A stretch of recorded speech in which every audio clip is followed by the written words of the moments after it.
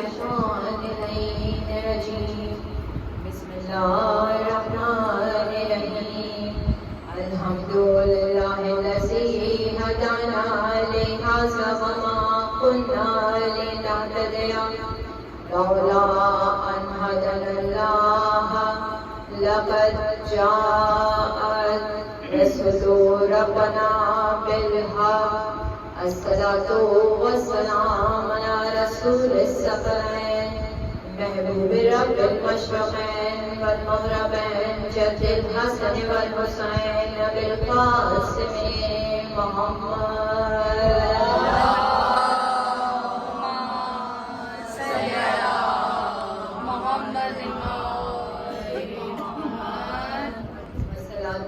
والسلام على علي المرتضى مولانا مقتدانا الامام النجم الساقر غالب على كل غالب مطلوب كل طالب امام المشارق والمغارب مولاي كائنات علي ابن ابي طالب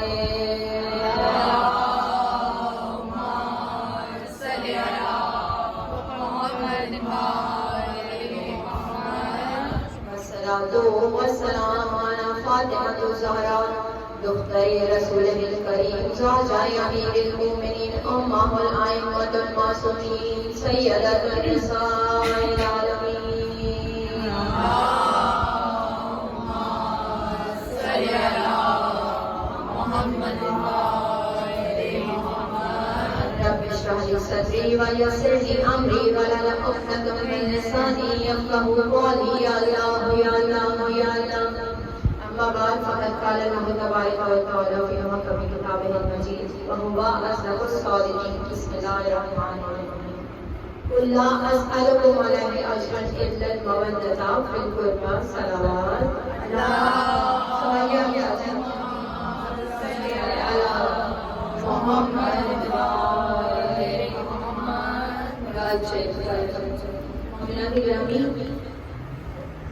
جناب فاطمہ الزہرا آپ کا آنا آپ کا مجلس میں بیٹھنا قبول و مستجاب فرمائیں جو لوگ اپنے دل میں جو بھی حاجات لے کے بیٹھے ہیں پریشانی لے کے بیٹھے ہیں مولانا ابوالفضل عباس حسین کو اس کی پریشانی کا حل فرش ادا سے ملے ہر ایک کو اس کی دعا کی مستجابت اس فرش ادا سے ملے میں نے آپ کے سامنے قرآن کی وہ آیت تلاوت کی جسے ہر محب اپنے بیٹھ جاتا ہے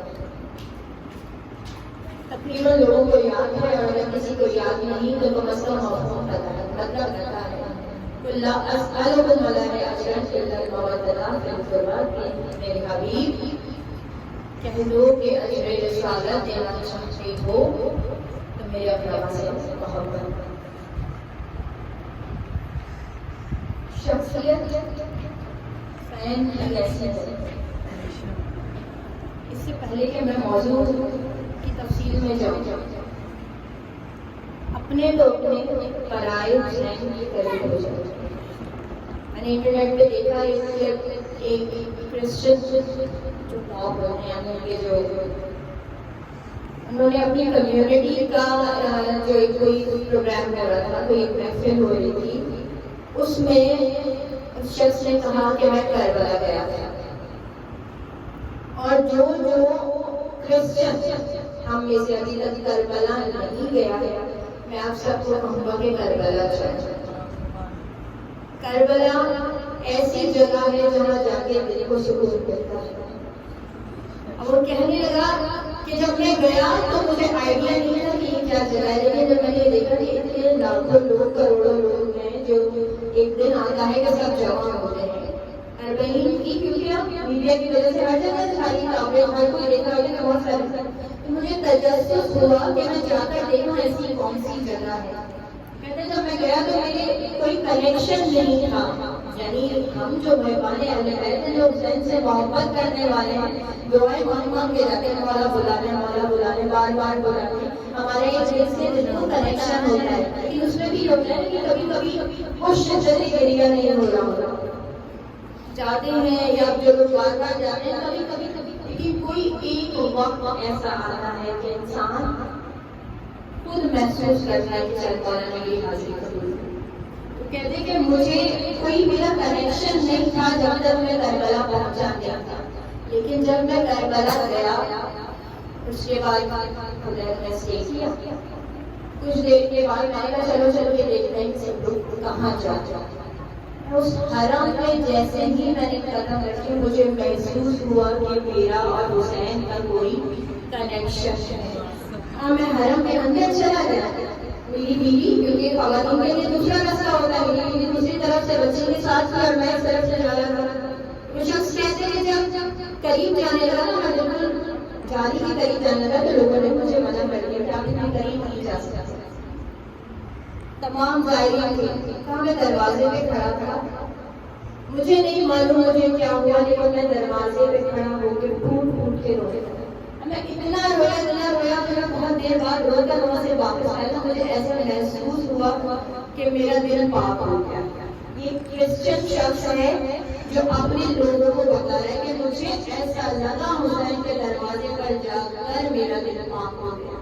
اور تو میں نے اپنی بیوی سے پوچھا کہ تمہیں اندر جانے کی اجازت نہیں؟ اس نے کہا کیونکہ میں نے ان لوگوں کی طرح پہنے ہوئے جو کپڑے عبایا پہنا ہوا تھا چادر کو شاید پہچانے نہیں کہ میں کوئی مختلف ہوں، مجھے کسی نے نہیں روکا. میں بچے کو لے کے اپنی جالی تک پہنچ گئی، میں نے زیارت کی ہے اور جو تم کیفیت بتا رہے ہو میرے دل کی بھی ایسی کیفیت. جب ہم دیکھتے ہیں کہ کوئی ہو رہا ہے تو ہمیں اندازہ نہیں ہوتا کہ اس کے اندر سے کیا کیا چیزیں پاک کر رہے ہیں. اجرے رسالہ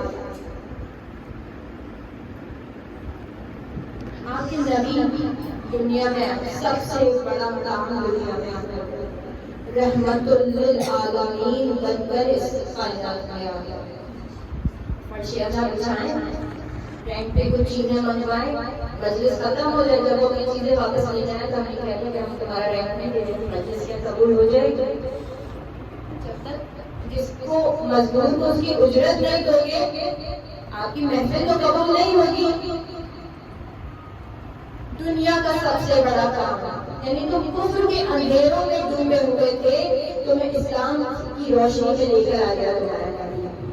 تمہیں پاک ناپاک کی تمیز نہیں تھی، تمہیں نجاست طہارت کا فرق نہیں معلوم. لیکن ابھی تک جو ویسٹرن معاشرے ہیں ان میں طہارت کا کوئی کانسیپٹ نہیں ہے. انہیں نہیں پتا ہمارے یہاں گاؤں میں بھی کہیں غربت والی جگہ جہاں کامیاب بھی ہو جاؤ تو اسکول کا نام و نشانی ہے، وہاں بھی لوگوں کو کم از کم یہ پتا ہوگا کہ غسل کرنا ہوتا ہے. کچھ طہارت کے بارے میں جانتے ہوں گے. ہمارے یہاں کے احکامات ہی الگ ہے.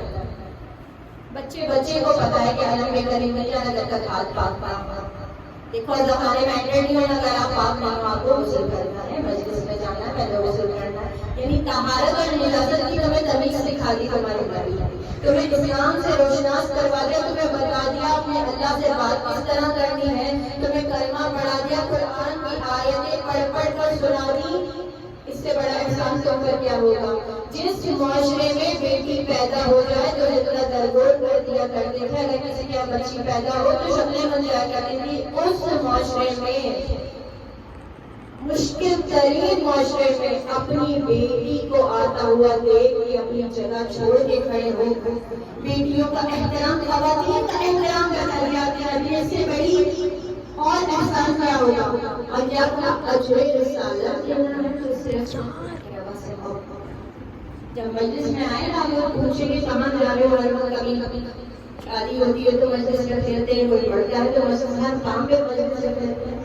تو بتایا کہ اجر رسالت ادا کرنے جا رہے ہیں، احسان چکانے جا رہے ہیں. احسان کا مطلب سوائے احسان کا کچھ نہیں ہے، ہم احسان چکانے جا رہے ہیں. مجلس عزا فرشی عزا کو منسوخ کیا جناب سکینہ کے نام سے. میں چاہتی ہوں کہ کچھ مطالب ایسے بیان کروں آپ کو نبی بولن سے لے کے جناب سکینہ.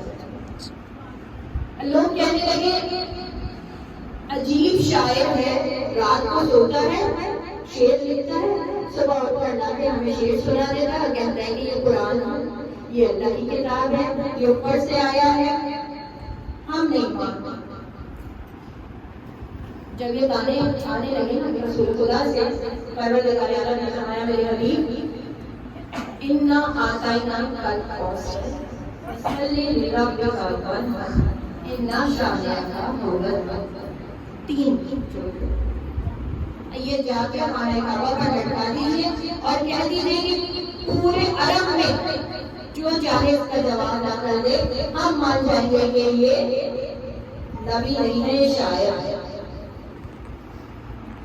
عرب میں بڑے بڑے شعراء ہوتے تھے، کمپٹیشن شاعری کے ہوتے تھے، 7 دن کی محفلیں جمع کرتی تھی، اس میں لوگ آتے تھے، بڑے بڑے شاعر بلائے جاتے تھے، وہ شاعریاں کرتے تھے۔ تمام شعراء کو اکٹھا کیا، اکٹھا کر کے کہا کہ اس کا جواب دو۔ جو شاعری سمجھتے ہیں وہ جانتے ہیں کہ ایک شعر ہوتا ہے 2 جملوں کا، ایک بند ہوتا ہے جس میں 4 ہوتے ہیں، ندیم قافیہ لکھنا پڑتا ہے، اسٹینزاز بنانے پڑتے ہیں، میچنگ ہونی چاہیے، رائمنگ ورڈز ہونے چاہیے۔ آپ اتنا آدھا مزاج خداوندی دیکھیں، فصلی لربک وانحر، ہر لفظ ہر ایک قرآن کی بڑی بڑی آیات ہے، ہم نے پڑھی نا، کوئی ایسے رائمنگ میں تو نہیں ہے۔ اچھا سورہ رحمان ہے لیکن اس میں بھی کہیں کہیں پر چیزیں ہیں۔ اِنَّا أَعْطَيْنَاكَ مختصر ترین حسین ترین سورہ اتارا۔ کب کئی دن تک شعراء آئے، تمام عرب کے لوگ آئے، آ کر بیٹھتے تھے، کاغذ قلم لیتے تھے، سوچتے تھے، دیکھتے تھے، اس کے بعد لکھنا شروع کرتے تھے، قلم رک جاتے تھے، خداوند کے کلام کے آگے کیسے جواب آ سکتا ہے۔ تب کسی سے جب جواب نہیں بنانا تو کہا کہ ایک شاعر ہے جو اس سے بڑا شاعر ہے، عمرہ قیس نام ہے، اس کو بلاتے ہیں، شاید وہ اس کا جواب دے دے۔ عمرہ قیس کو بلایا، عمرہ قیس آئے، آ کر لوگوں نے بڑا پروٹوکول کیا کہ ابھی آئیں گے جواب بتا دیں۔ آ کر خانہ کعبہ کی طرف دیکھا اور پڑھنا شروع کیا، صرف اتنا بڑا بڑا آتا ہے نا کل پوچھا یہ کس نے لکھا؟ فلاں فلاں گھر میں ایک شخص رہتا ہے جس کا نام محمد ہے، اور کہتا ہے کہ میں اللہ کا رسول ہوں اور یہ کلام خدا ہے، آپ کو اس کا جواب دینا ہے۔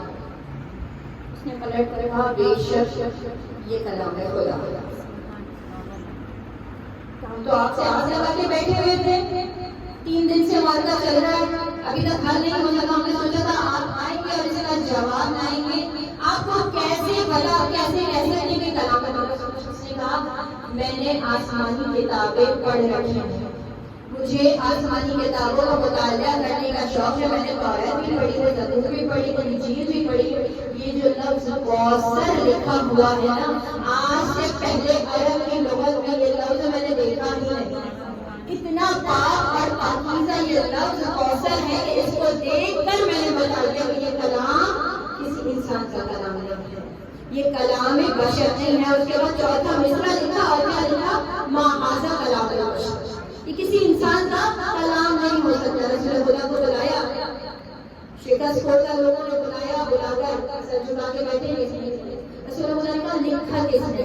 کہا یہ ہوگا۔ رسول لے کر گیا خانہ کعبہ سے باہر، اور باہر لے جا کر کہا کہ تم نے قرآن کی گواہی دی ہے، ان عربیوں کے معاشرے، ان مغرور لوگوں کے معاشرے جن کو اپنی زبان کے بڑا تکبر تھا، ان کو تم نے قرآن کی گواہی دی ہے جو چاہو مانگو تمہیں عطا کریں گے۔ اس نے کہا لیکن تحفے تحائف کے عرب مجھے بڑے بڑے دے سکتے تھے، میں جو چاہتا مانگتا یہ مجھے دے دیتے، وہ مجھے چاہیے نہیں، فقط ایک بات مجھے بتا دیجیے اگر آپ جانتے ہیں۔ کیا پوچھنا چاہتا تھا؟ یہ بتا دیں یہ کوثر کے معنی کیا ہیں؟ کوثر کے معنی کیا ہے؟ رسول خدا نے کہا عمرہ قیس یہ کوثر میری بیٹی فاطمہ الزہرا کا لقب ہے۔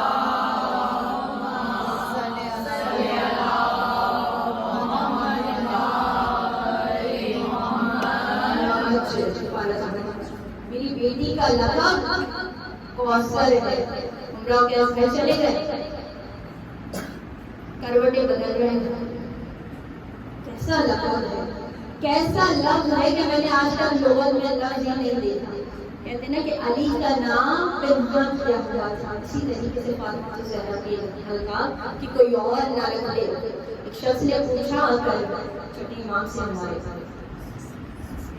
جناب مریم کا مرتبہ بلند ہے یا آپ کی جدہ جناب فاطمہ کا مرتبہ بلند ہے؟ امام نے کہا تمہیں یہ سوال کرنے پر کس چیز نے مجبور کی؟ امام وہ ہیں جو قلبوں کے حال جان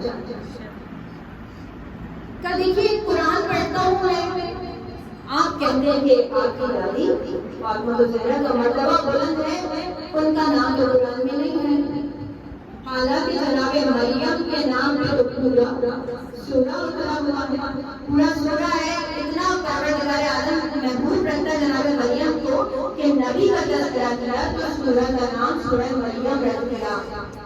مولا مسکرا اور کہا نہیں جانتے کہ جو چیز جو شخصیت زیادہ بادشاہوں کو محبوب ہوتی ہے اس کا نام نہیں ہے، مجھے الفاظ سے یاد کرتے ہیں۔ میری دادی وہ شخصیت ہے جو پروردگار عالم کو اتنی محبوب ہے کہ کبھی سلسبیل کہتا ہے، کبھی لائلۃ القدر کہتا ہے، اور جب بہت پیار آ جاتا ہے تو کوثر کہہ کر بلاتا ہے، وہ کوثر والی فاطمہ الزہرا کہیں میری بیٹی کا لقب ہے۔